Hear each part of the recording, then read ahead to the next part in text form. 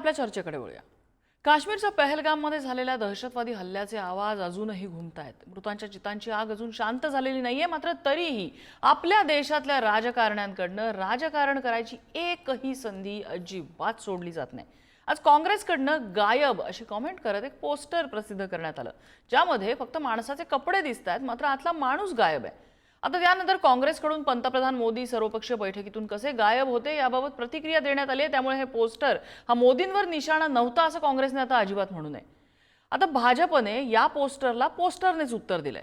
पाकिस्तानचे पीआर असं म्हणत काँग्रेसच्या गोटातून मुक्ताफळं उधळणाऱ्या काही नेत्यांचे फोटो त्यांनी या पोस्टरवर छापलेले आहेत। वर काँग्रेस पाकिस्तानची बोली बोलत असल्याने त्यांचं पीआर करतं अशी टीकाही भाजपकडनं करण्यात आली। देशाबाहेरचे येऊन देशातल्या निष्पापांना टिपून टिपून मारतात आणि राजकीय पक्ष, मग ते सत्ताधारी असो किंवा विरोधक, काळ वेळेचं भान न ठेवता आपलीच राजकीय पोळी भाजण्यासाठी हे पोस्टर वॉर कसे करत सुटलेले आहेत बघा। मृतांचा बदला घ्यायची भाषा घेणारे एवढ्यातच एकमेकांच्या विरोधात उभे टाकले। काय म्हणायचं काय या राजकारण्यांना, आणि हे सगळं असमंजसपणाचं राजकारण थांबणार आहे कधी? हाच आहे आपला आजचा चर्चेचा विषय।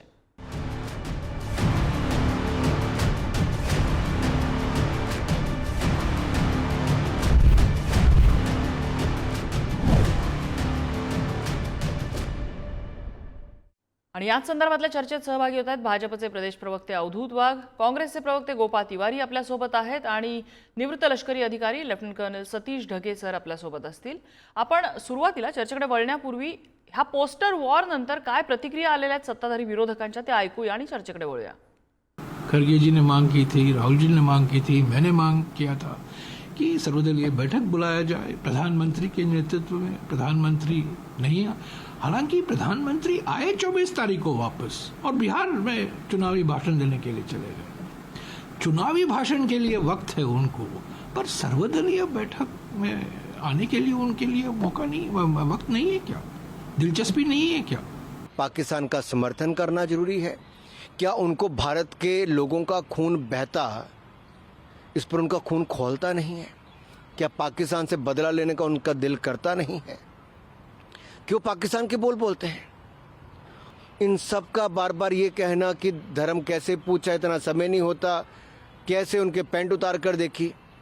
ये हिंदुस्तान के साथ है कि पाकिस्तान के साथ है कांग्रेस? पाकिस्तान के बोल बोलते हैं तो इससे बड़ी शर्म की बात कोई और नहीं होनी चाहिए। ये गलत है इस तरीके से। जैसा मैंने कहा कि एक सेंसिटिव विषय है और मुझे लगता है इसकी सेंसिटिविटी को समझना विपक्ष की भी उतनी बड़ी जिम्मेदारी है। कल जिस तरीके से उमर अब्दुल्ला जी का जम्मू कश्मीर की विधानसभा में जिस तरीके से उनका बयान रहा, इस तरीके की गंभीरता की फिलहाल ज़रूरत है। पर ऐसे में कांग्रेस जैसी पार्टियां अगर इस पे भी अगर राजनीति ही करेंगी तो ये उचित नहीं। आणि सुरुवातीला मी गोपाळ तिवारी यांच्याकडे जाईन। तिवारीजी, जे पोस्टर समोर आलेलं आहे आणि त्यानंतर आलेला प्रतिक्रिया, ही पंतप्रधानांवर टीका नाही तर नेमकी काय, आणि वेळ काय, काळ काय? पंतप्रधानांवर टीका, नेमकं काँग्रेसला म्हणायचं काय आहे? नम्रताजी, आपला देश लोकशाहीने चालतो। लोकांनी निवडून दिलेलं सरकार आहे, त्यांनी देशाची सुरक्षा, लोकांची सुरक्षा, काळजी घेणं हे क्रमप्राप्त आहे आणि आपलं उत्तरदायित्व सांभाळणं क्रमप्राप्त आहे। आता यामध्ये ज्या वेळेला देशावर असं संकट येतं त्यावेळेला सर्वपक्षीय बैठक बोलावली जाते आणि त्या ठिकाणी अतिशय गांभीर्याने पंतप्रधानांनी देखील सहभागी व्हावं ही माफक अपेक्षा असते। कारण त्यावेळेला आपण आपलं जे काही राजकारण बाजूला ठेवूया आणि काँग्रेसने त्या दिवशी आणि वारंवार स्पष्ट केले की आम्ही सरकार जी खंबीर भूमिका घेईल सरकार सोबत स्पष्ट आहोत। आता मध्यंतरी काल परवा ज्यांनी कोणी काही निवेदन असे स्टेटमेंट केले असेल त्यांना देखील काँग्रेसच्या श्रेष्ठींनी जाणीव करून दिलेली आहे, सक्त ताकीद दिली। मुद्दा असा आहे की आपल्याला हे पहिल्यांदा होते का 11 वर्षामध्ये 2016 मध्ये उरीमध्ये हल्ला झाला होता। उरीमध्ये हल्ला झाल्यावर काय झालं होतं? पंतप्रधान मोदी म्हटले होते खून और पाणी एक साथ नहीं बह सकते। मग त्यावेळेला त्या ठिकाणी सिंधू नदीचं पाणी बंद करण्याचा निर्णय झाला होता। ती समिती नेमली होती, अजित दोवाल आणि जयशंकर या समितीमध्ये होते। काय झालं पुढं? त्या 16 मध्ये जो निर्णय झाला होता त्यावेळेला काय झालं? 2013 मध्ये जेव्हा मनमोहन सिंगचं सरकार होतं तेव्हा लान्स नायक हेमराज हया सैनिकाचा शिर पाकिस्ताननी त्याला मृतदेहाची विटंबना करून शिर आपल्याकडे पाठवलं होतं। तेव्हा मोदी साहेब म्हणले होते की अरे हे काय चाललंय, आमचं सरकार असतं तर आम्ही एक शिर पाठवलं तर 10 शिर पाठवू। काय झालं 14च्या निवडणुकीमध्ये मात्र ज्यावेळेला निवडून आले त्यावेळेला मात्र तुम्ही नवाज शरीफना शपथविधीला बोलवलं, त्याच्यानंतर त्यांच्या वाढदिवसाला गेला. आपला एक खंबीरपणा, एक धोरण आवश्यक असतं देशाच्या सुरक्षतेकरता, पुढच्या राष्ट्राला दरारा पण आवश्यक असतो. आणि हे सगळं करताना तुम्ही काय करताय? एक दिवस IPL बंद करू शकत नाही, एअर शो पाहताय तुम्ही, त्या ठिकाणी सौदी अरेबियाच्या दौऱ्यावरनं परत येताय आणि जाताय कुठे तर बिहारच्या प्रचार सभेत. हे काय 26 लोक गेले, त्याच्यावर आज अखेर ना अजित डोवाल सुरक्षा रक्षाचे प्रमुख बोललेत, ना गृहमंत्री ना पंतप्रधान, याच्यावर काहीच नाहीये, कोणाचं उत्तरदायित्व नाही याविषयी. आणि तुम्ही बिहारच्या सभेमध्ये नुसतंच म्हणताय की अतिरेक्यांना सज्जड दमोर, अतिरेक्यांना कल्पना नसेल एवढं खंबीर आम्ही त्यांना शिक्षा देऊ. पुढे काय पाकिस्तानचं थेट नाव घेऊन का बोलत नाहीयेत? का बोलत नाही पाकिस्तानचं थेट नाव घेऊन? याविषयी काय समजायचं म्हणजे? आणि जर उत्तरदायित्व आहे तर आपण एकमेकांना सहकार्याला करायला तयार आहोत. काँग्रेस पूर्ण एकजुटीने त्यांच्या मागे उभे आहे. आजही आम्ही म्हणतोय तर तुम्ही निर्णय घेण्यामध्ये तुम्हाला लकवा का भरलाय?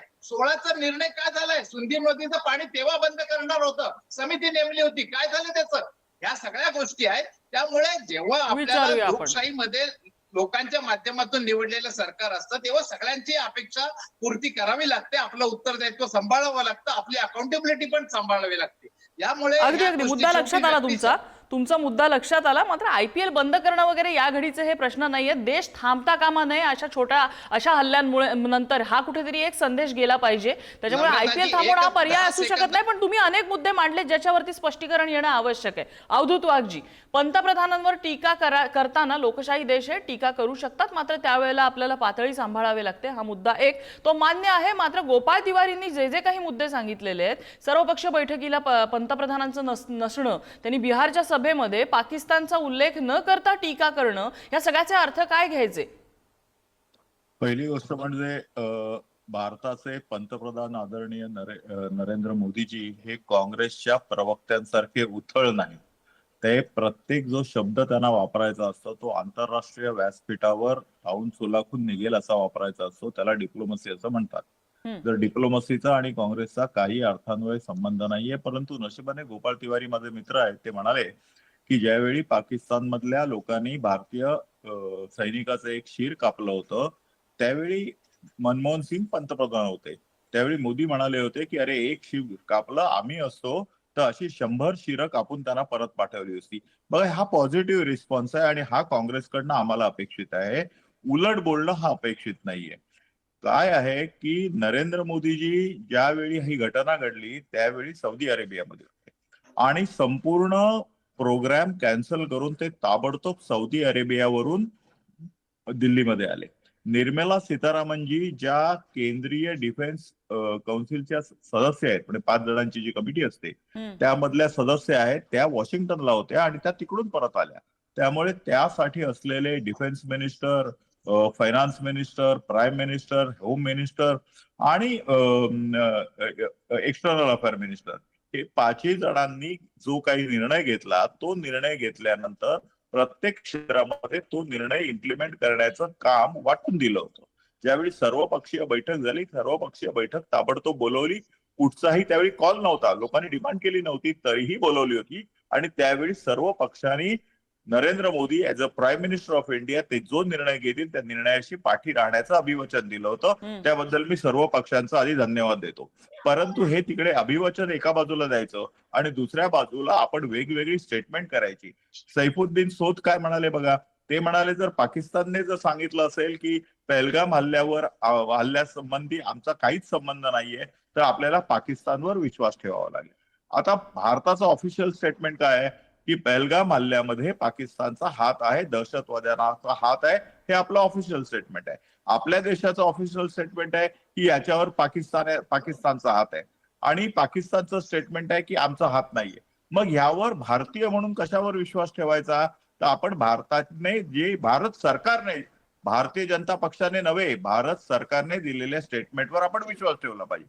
सैफुद्दीन सोद कोण? हे काँग्रेसचे नेते. हे तिकडनं खासदार होतात, काश्मीरमधनं होतात, काश्मीरच्या मंत्रिमंडळामध्ये मंत्री होते. आणि हे सैफुद्दीन सोद जर असं म्हणत असतील तर किती दुर्दैवी गोष्ट आहे. म्हणजे हे पाकिस्तानचं काम करतात का? पाकिस्तानच्या बाजूने बोलतात का?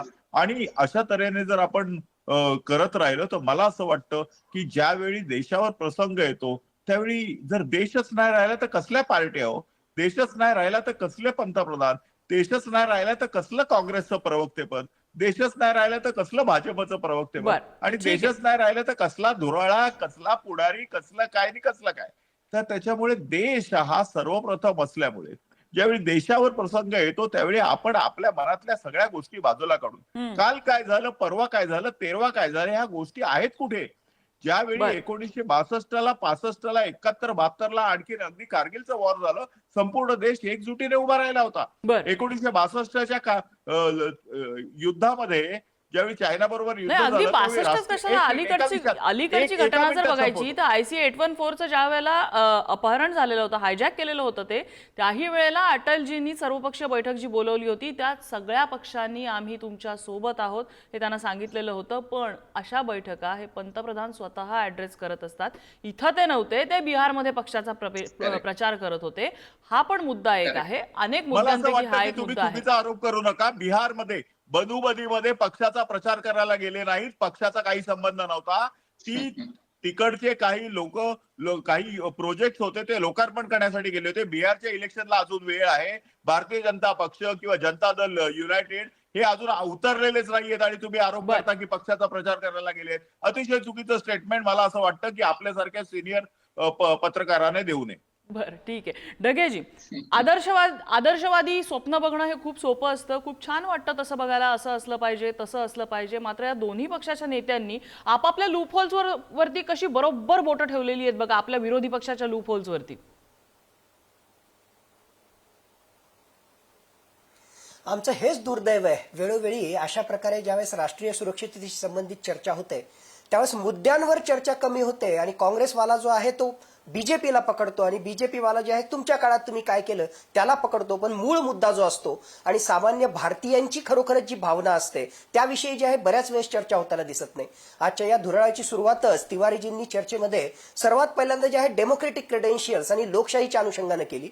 आम्हाला जेवढं कळतं लोकशाहीमध्ये हे राजकीय नेते जे आहेत ते लोकप्रतिनिधी असतात आणि ज्यावेळेस आपण लोकप्रतिनिधी म्हणतो त्यांनी लोकांचं प्रतिनिधित्व करायचं असतं, लोकांच्या भावना ज्या आहेत त्याच्या माध्यमातून पॉलिसीमध्ये आणायचं असतात. आज घडीला संपूर्ण भारतामध्ये पहा प्रचंड चीड आहे, प्रचंड जे आहे ज्या प्रकारे पहलगाम हल्ला झाला त्यानंतर लोकांच्या मनामधली जी प्रचंड चीड आहे त्याचाच एक भाग म्हणजे युद्ध व्हावं.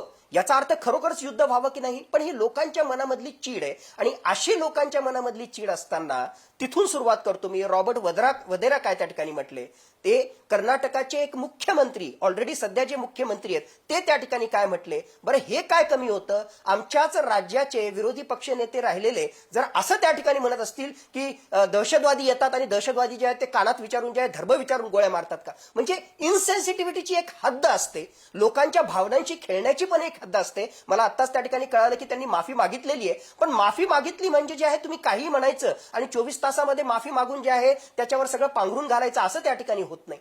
बऱ्याच वेळेस ही चर्चा ज्यावेळेस निघते ना, म्हणजे ज्यावेळेस मी त्यांचं ते स्टेटमेंट ऐकलं ज्यावेळेस ते म्हटले की अशा ठिकाणी जे आहे कानात कोणी जे आहे विचारून धर्म विचारून कधी गोळ्या घालतात का, म्हणजे ज्यांचे जीव गेले असे जे आपते ज्याचे म्हणजे त्याची बायको त्या ठिकाणी बाजूला होते ती जर त्या ठिकाणी सांगत असेल की असं झालं, एक नाही दोन नाही 10 लोक त्या ठिकाणी सांगतात, म्हणजे ते सगळे मूर्ख, त्यांच्या ज्या भावना आहेत त्या सगळ्या कचऱ्यामध्ये आणि तुमचा जो आहे सो कॉल्ड राजकीय अनुभव फार मोठा.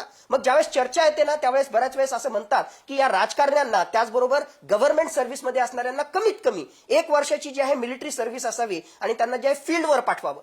ही अशा प्रकारची विधानं ज्यावेळेस ऐकतात ना त्यावेळेस जे 100% वाटतं की यांना दूरपर्यंत माहित नसतं की फील्ड पोझिशन काय असते, यांना दूरपर्यंत माहित नसतं की काउंटर इन्सर्जन्सी काय असते, यांना दूरपर्यंत माहित नाही की युद्ध किंवा युद्ध सदृश्य परिस्थिती काय असते. माईक समोर येणं, कॅमेरा समोर येणं आणि फक्त राजकीय स्वार्थासाठी असं बोलणं म्हणजे आपली पातळी किती खाली जाऊ शकते याच्यापेक्षा माझ्या मते जे आहे आणखीन दुसरं उदाहरण काही नसावं. बरं, एका बाजूला हे सगळं त्या ठिकाणी चालू आहे, एकाने पोस्टर काढलं तर जे आहे त्या पोस्टरकडे दुर्लक्ष करून ठीक आहे पत्रकार परिषद घेतली, आणखीन जे आहे काउंटर पोस्टर करायची काय गरज आहे. म्हणून मी नेहमी त्या ठिकाणी म्हणतो की बीजेपी असेल तर 2014च्या अगोदर काँग्रेसनं काय पाप केलं आणि जर काँग्रेस असेल तर 2014च्या नंतर जे आहे बीजेपीनं काय पाप केलं. पण खरा मुद्दा हा आहे की 1947 पासून 2025 पर्यंत आम्ही आमच्या राष्ट्राला जर हार्ड स्टेट बनवलं असतं, एक विरोधी पक्ष म्हणून सुद्धा आणि सत्ताधारी पक्ष म्हणून सुद्धा बऱ्याच वेळेस उदाहरणं दिले जातात की असं झालं तर इस्रायलनं काय केलं बघा, असं झालं तर रशियानं काय केलं ते बघा. याचे वेगवेगळे कांगोरे असतात, मला त्या डिस्कशन मध्ये जायचं नाही. पण 75 वर्षाचा कालावधी हा खूप मोठा आहे आणि यामध्ये जसा सत्ताधारी पक्ष त्या ठिकाणी जबाबदार आहे तेवढाच विरोधी पक्ष जबाबदार आहे. आणि सुदैवानं दोन्ही राजकीय पक्षाचे प्रवक्ते या ठिकाणी बसलेले आहेत. दोघांनाही जो आहे ऍडिक्वेट टाइम मिळालेला आहे सत्तेमध्ये राहण्यासाठी. तुम्ही जे आहे काही फार त्या ठिकाणी बदललं नाही. नक्कीच भाजपाच्या काळामध्ये जे आहेत खूप चांगले पॉझिटिव्ह बदल झाले, पण 10 वर्षाच्या कालावधीमध्ये माझ्या मते सुरक्षेच्या अनुषंगानं एक भारतीय नागरिक म्हणून माझी अपेक्षा आहे की यापेक्षा जे आहे आणखीनही होण्याची जे आहे त्या ठिकाणी स्कोप होता किंवा त्या प्रकारे जे आहे करण्याचा आणखी स्कोप आहे. मुळात या सगळ्या चर्चेमध्ये मला फक्त एवढं सांगायचंय, तू मय करण्यासाठी जे आहेत हजारो विषय आहेत. त्या हजारो विषयांना जे आहे तुम्ही नक्कीच त्या ठिकाणी तू मय करा, पण भारत देशाची सुरक्षा आणि त्यातल्या त्यात अशा प्रकारच्या जनभावना ज्यावेळेस दहशतवादाविरुद्ध तीव्र त्या ठिकाणी असतात, अशा प्रकारचं चीप पॉलिटिक्स कुठल्याही पार्टीनं करणं हे कोणालाही शोभणारं नाही आणि कुठल्याच भारतीयाला हे आवडणारं नाही. गोपाल तिवारीजी, बघा आता जे विश्लेषक म्हटले त्यांच्या बऱ्याचशा मी त्यांच्या तळमळीशी सहमत आहे. अगदी बरोबर आहे, राजकारण करूया नको. जो मुद्दा काल झालाय, कोण काय बोलले त्याच्यावर परत आज वेळ घ्यायचा का आपण? काल हा विषय झालाय ना, कोण काय बोलले ते. आता मुद्दा असा आहे की जबाबदारी हा चेहरा नाहीये. जबाबदारी नको स्वीकारायला कोणी. त्या ठिकाणी आपण येऊन पुढे किरण रिजिजू बैठकीनंतर सांगतात असं की काही माध्यमांसमोर काही ठिकाणी चूक झाली. काय चूक झाली? हे बघा, आपण नम्रताजी, काँग्रेसने आतापर्यंत राज्य केलं आणि सुरक्षित हातात खरोखर देश होता. जे काही हल्ले झाले ते बघा, पठाणकोट हल्ल्यामध्ये आपण ISI ला तिथं आपल्या एअर स्टेशनला जायची परवानगी देतो काय? म्हणजे आश्चर्य आहे. आपण नोटबंदी केली, नोटबंदीच्या वेळेला काय म्हटलं होतं की अतिरेकी हल्ले होतात, हे होतात आणि म्हणून ही नोटबंदी करायची गरजेचं आहे. गोपाल तिवारीजी, तुम्ही असं सांगता जसं काँग्रेसच्या सत्तेच्या काळामध्ये दहशतवादी हल्ले झाले नाही. 26/11ची मी आठवण करून देऊ, 7/11ची मी आठवण करून देऊ, मुंबई बॉम्बस्फोटांची मी आठवण करून देऊ. ते देशाच्या पलीकडून त्याला स्पॉन्सर झालेलं होतं. हो, त्याच्यावर सुनावणी घेऊन राजकीय निर्णय प्रक्रियेतनं, न्याय संस्थेतनं फाशी दिली त्या ठिकाणी. किती वर्ष लागली त्याला? किती वर्ष लागली? अनेक वर्ष त्यालाही लागलेली होती. नाही, आता न्याय तुम्ही म्हणताय या तराजूमध्ये आम्हाला मापून घ्या, मग त्याच तराजूमध्ये भाजपला नको मापायला? मी काय भाजपची प्रवक्ता नाहीये, पण जर तुम्ही एका तराजूमध्ये बसत असाल, तराजूच्या एका भागात, आणि दुसऱ्या भागात भाजपला बसवलेलं तुम्हाला चालणार नसेल तर असं कसं चालेल?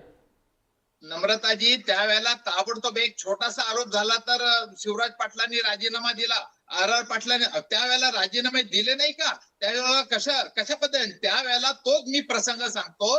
ट्रायडन हॉटेलमध्ये जेव्हा अतिरेकी कारवाई होत होती 26/11 28 तारखेला, तिसऱ्या दिवशी मोदी साहेब गुजरातचे मुख्यमंत्री म्हणून त्या ठिकाणी ट्रायडन हॉटेलच्या बाहेर प्रसार माध्यमांना सांगत होते. गुजरात सरकारतर्फे त्यांनी शहीद पोलिसांना मदत जाहीर केली. ती वेळ राजकारण करायची होती का? त्यावेळेला देश लढतोय, अतिरेकी सगळे प्राण डोळ्यात आणून बघतायत, त्या ठिकाणी अतिरेकी कारवाई चालली आहे आणि त्या ठिकाणी तुम्ही माध्यमांच्या समोर राजकारण करताय. कमाल झाली. आणि ह्या सगळ्या गोष्टीमध्ये तुम्ही आत्ताचा आलेख बघा, किती लोक मेली. काही दिवसांपूर्वी काश्मीरमध्ये काश्मीरी पंडितांची हत्या झाली. आता चीन घुसलाय आपल्यामध्ये, तरी आपण मान्य करत नाही. जयशंकर मान्य करतात. 4000 स्क्वेअर किलोमीटर जागा हस्तगीत गेली चीननी. तुम्ही चीन बरोबर पाळण्यावर धोके घेताय आणि तुम्ही मान्यच करत नाही. म्हणजे ह्या सगळ्या गोष्टी. आणि 16 मध्ये जर तुम्ही पाणी बंद करणार होता, त्याविषयी कमिटी नेमली होती, त्याचं काय झालं? उरीच्या विचारूया आपण हा सगळा हिशोब विचारूया. आपण गोपाल तिवारीजी सगळा हिशोब विचारूया. तुम्ही जर मुद्दा मांडताय तो, मात्र राजीनाम्याचा तुम्ही जो मुद्दा मांडलात, मी अवधूत वाघांकडे तो मुद्दा घेऊन गेले असते, पण ते त्याची वकिली करणार, राजीनामा न देता ऍक्शन कसं घेणं वगैरे. मी सतीश ढगेंना त्याच्यावर विचारेन, मग अवधूत वाघांकडे. सतीश ढगेजी, आपण 2 मोठ्या गृहमंत्र्यांचे राजीनामे काँग्रेसच्या काळामध्ये चाकूरकर आणि RR पाटलांचे घेतलेले बघितलेले होते. राजीनामा देणं याला काही पॉइंट असतो का? नैतिक जबाबदारी स्वीकारत राजीनामा देणं तुमच्या दृष्टीने काय म्हणताय? मला जर पर्सनली तुम्ही विचाराल तर ठीक आहे, नैतिक जबाबदारी ही एक गोष्ट त्या ठिकाणी असते, पण ज्या वेळेस एखाद्या म्हणजे ज्या मंत्रालयाची जबाबदारी तुमच्याकडे आहे आणि तिथे जर काही चूक झाली असेल तर सगळ्यात पहिली गोष्ट ती चूक ऍक्सेप्ट करा. आणि त्याहून महत्वाचं माझ्या मते जो काही फियास्को झालेला आहे त्या फियास्को मधून त्या मंत्रालयाला आणि त्याहून महत्वाचं त्या माध्यमातून समाजाला आणि देशाला बाहेर किती खमक्या प्रकारे तुम्ही बाहेर काढू शकता त्यामध्ये खरं नेतृत्व असतं. फक्त राजीनामा देणं इट इज द इझिएस्ट वे. ठीक आहे की जी आहे नैतिक जबाबदारी घेऊन तुम्ही राजीनामा त्या ठिकाणी दिला, पण मला जर कोणी विचारेल तर जी परिस्थिती आहे त्या परिस्थितीमधून तुम्ही चुका ऍक्सेप्ट करा, ही पहिली गोष्ट. त्याला जे आहे जबरदस्तपणे सुधारा, त्याला रिफॉर्म करा आणि त्याच्यानंतर जे आहे खऱ्या अर्थानं नैतिकच्या आधारावर जर जबाबदारी घेऊन तुम्ही राजीनामा त्या ठिकाणी देत असाल तर ते योग्य ठरतं. आता चर्चेमध्ये जे आहे 26/11चा मुद्दा निघालेलाच आहे, आपल्याला सगळ्यांना माहिती आहे. त्या ठिकाणी आर पाटील हे सक्षम अशा प्रकारचे गृहमंत्री होते. माझ्या मते दुर्दैवानं बडे बडे देशों में ऐसी छोटी छोटी बातें होती रहती है. मराठी व्यक्तीनं जे आहे हिंदी भाषेमध्ये त्यांना माझ्या मते जे बोलायचंच नव्हतं असे काही शब्द आले असतील आणि त्यामुळे सगळं त्या ठिकाणी झालं असेल. शिवराज पाटील चाकूरकर पर से शिवराज पाटील चाकूरकर नाही, आपल्या एकूणच सुरक्षा व्यवस्थेमध्ये इतक्या मोठ्या त्रुटी त्या ठिकाणी होत्या, म्हणजे त्याची चर्चा जर आपण त्या ठिकाणी केली तर कोस्टल सिक्युरिटी पासून ते आमचे ढेपाळलेले मुंबईच्या पोलिसापासून ते इंटेलिजन्स फेल्युअर पासून अशी जी आहे लिस्ट त्या ठिकाणी निघू शकते. या सगळ्या सिस्टमचं ते फेल्युअर होतं आणि सगळ्या सिस्टमचं फेल्युअर होतं म्हणून तो हल्ला त्या ठिकाणी झाला. मुळातच मागच्या एका चर्चेमध्ये आपल्याच माझ्या मते चॅनलवर मी त्या ठिकाणी म्हटलं असेल की कुठलाही राजकीय नेता स्वतः जाऊन त्या ठिकाणी लढाई लढत नसतो, पण त्या सिस्टमची, कारण तुम्हाला जे ते अधिकार दिलेले आहेत and there has to be parity between accountability and authority. तुम्हाला जर ते अधिकार त्या ठिकाणी दिले असतील, तुम्हाला जर नियुक्त्या त्या ठिकाणी करता येत असतील तर तुम्हाला ती जबाबदारी सुद्धा घ्यावी लागेल. जर 2016ची शाबासकी नरेंद्र मोदींना भेटत असेल, 2019ची शाबासकी नरेंद्र मोदींना भेटत असेल तर 2025 मध्ये आम्ही कुठेतरी चुकलो हे सुद्धा त्यांना ऍक्सेप्ट करावं लागेल. मोठा मुद्दा, खूप चुकले मोठा मुद्दा म्हणूनच तुम्ही मांडलाय. 26 निष्पाप लोकांचा बळी त्या ठिकाणी गेला हे सुद्धा आपल्याला ऍक्सेप्ट करावं लागेल. अवधूत वाघजी, एक शेवटचा मुद्दा या ही ठिकाणी जबाबदारी सांगतो घ्यायची, की yes, ही नक्कीच जबाबदारी घ्यायलाच 2014 हवी. पासून आतापर्यंत जे आहे नरेंद्र मोदींनी खूप चांगले निर्णय घेतले, पण चुकलं तर चुकलं. अवधूत वाघजी, मला असं वाटतं की ज्यावेळी सर्वपक्षीय बैठक झाली त्यावेळी एका विरोधी पक्षाने हा प्रश्न विचारला आणि त्यावेळी किरण रिजिजूंनी त्याला उत्तर दिलं की काहीतरी चूक झाली असेल म्हणूनच ही घटना घडली असेल ना, तर ही चूक घडली आहे हे सर्वपक्षीय बैठकीमध्ये सर्वप्रथम सांगण्यात आलं आणि मान्य करण्यात आलं. या देशाचे राज्यकर्ता पक्ष म्हणून ज्या काही त्रुटी आणि चुका असतील त्या मान्य करणं ह्याच्यामध्ये मला असं वाटतं की अजिबात कमीपणा नाही आणि भारतीय जनता पक्ष एक राजकीय पक्ष आणि सत्तारूढ पक्ष म्हणून त्या मान्य करायला आम्ही मागे पुढे पाहणार नाही. हा पहिला मुद्दा झाला. दुसरा मुद्दा असा आहे की आपण काय चुका केल्या. मगाशी ढगे साहेब अतिशय सुंदर म्हणाले. ते म्हणाले चुका जर होत असतील तर त्या चुका मान्य करून त्या चुका ज्या होतात आहेत त्यातनं आपल्याला बाहेर पडावं लागेल आणि त्या चुका दुरुस्त करून आपल्याला पुन्हा पुढे जावं लागेल. हे असं जात असताना मला असं वाटतं की आपल्याला सर्वांनी आधी आपल्या पक्षाची, जातीपातीची, धर्माची सगळी पादत्राणं बाहेर काढून याला फेस केलं पाहिजे. शेवटी जे अतिरेकी आलेले आहेत त्या लोकांनी ह्याचं कुठेच विचारलेलं नाहीये की तुम्ही भारतीय आहात की पाकिस्तानी आहात. कदाचित तिकडचे काही पाकिस्तानी नागरिक सुद्धा आले असते, पण त्यांनी तो पाकिस्तानी आहे की भारतीय आहे असं नाही विचारलं. त्यांनी फक्त तू हिंदू आहेस की मुसलमान आहेस हेच विचारलं. याचा अर्थ हा जो हल्ला झालेला आहे हा संपूर्णपणे धर्माच्या नावावर झालेला आहे हे निर्विवाद. मी तुम्हाला आठवण करून देतो 26/11ची. 26/11ला जर जिवंत अतिरेकी आपल्या हातामध्ये सापडला नसता तर कदाचित याच काँग्रेसवाल्यांनी हा हिंदू अतिरेकी आहे आणि हिंदूंच्या अतिरेकामुळे झालेला हल्ला आहे असं आपण कांगावा करायला कबूल केलं नसतं. मालेगाव मधले बॉम्बस्फोट, आता काही दिवसात रिझल्ट येईल, मालेगाव मधले बॉम्बस्फोट हा त्यातला एक भाग आहे. सुशील कुमार शिंदेनी भगवा दहशतवाद हा आणला, परंतु गेल्या आपण 75 वर्षाच्या भारताच्या इतिहासामध्ये कुठेही भगवा दहशतवाद मिळाला नाही. परंतु हिरवा दहशतवाद मात्र गोपाळ तिवारी परत दिसतो आहे आणि हा हिरवा दहशतवादच आहे. हा इस्लामिक दहशतवाद आहे हे निर्भीडपणे सांगायची वेळ आलेली आहे.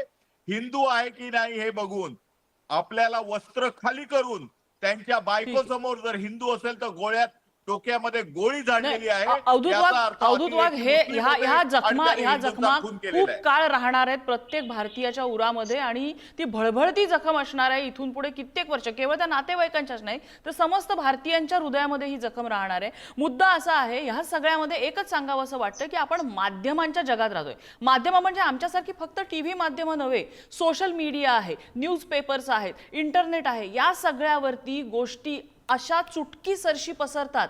आपल्या इकडचा जर एखादा नेता उठून जर एखादं बेसलेस वक्तव्य करत असेल किंवा आमचे पंतप्रधान कसे गायब आहेत आणि आमचा विरोधी पक्ष कसा पाकिस्तानचा PR आहे अशी जर वक्तव्य चव्हाट्यावर येत असतील आणि त्याच्या चवीने जर चर्चा रंगत असतील आणि त्याच्यावर राजकीय वाद प्रतिवाद होत असतील तर पाकिस्तानसाठी हा गरम तवा आहे. त्याच्यावर पोळी भाजून घ्यायला आणि आंतरराष्ट्रीय लॉबीमध्ये ते स्वतःचं वजन वाढवायला कमी करणार नाहीत. इतकं पाकिस्तान हे पिचले काय म्हणतात ते त्याला निबर झालेला देश आहे.